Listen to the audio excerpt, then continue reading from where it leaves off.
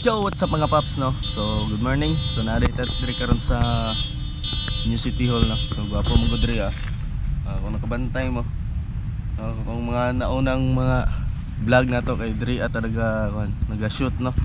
Naga-storya about Facebook, no? So, karon nalahi na po itong content karon. Siguro, content na to karon kay ikuan na to, i-series na to ang progress ani ato ang motor, no? Kay plano na ko siya atimanon, no? Kay dugay na gyud wala tay atiman aning motora ni tungod sa kawadon sa to ang financial ba, no? So lisod gyud pag mag-maintenance ta sa tong motor kay kailangan gyud magpagawas gyud tag kwarta, no? So i-series na to ni siya, no? So mo ni ang pinakauna natong vlog about sa atong motor na Mio, no? Mio Sporty. So ang una natong trabahoon siguro ani is change lang tag mga ginagmay nga pyesa, no? Pareha sa kaning no? Kani hand grip, no? Medyo daan-daan na gid siya, no? So palitan nato na, medyo barato naman and ma-afford po nato, no? So mo na itong motor Mio Sporty. So 2017 ni siya nga model. So mo ni ang pinaka unang model sa Mio, no? So hinahinayan lang nato ni siya o upgrade, no? So daghan kini siya problema mga paps, no? So hinahinayan lang nato makaya nato sa budget, no? So hinahinayan nato siya og ilis sa mga piyesa nga dapat nato ilisan, no? So una kato hand grip, then ang problema mo gud aning motora ni kay ang iyahang dagan is magputol-putol, no? So wala ko kabalo, no? Kay atong nagpa-shop ko last, no?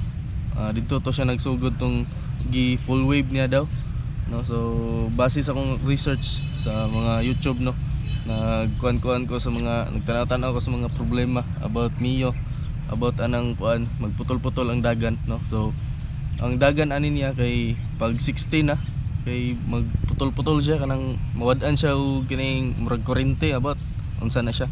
Pero ginahinayan ako siya, no?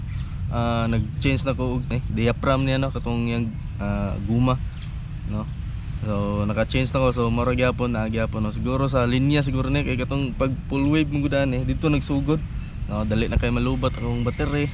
Then mo lagi to naikas ang napalungan ko sa biyahe, padulong ko atong mong kayo, tagom to mong kayo. Then karon na hinahinayan nako and nakakita na pug mga tutorial kung unsaon pag-ayo. So dili na ko mo balik sa mga mekaniko kay natagam na ko og dili po nila makuan, no? Dili nila maayo gyud, dili nila makita ang problema.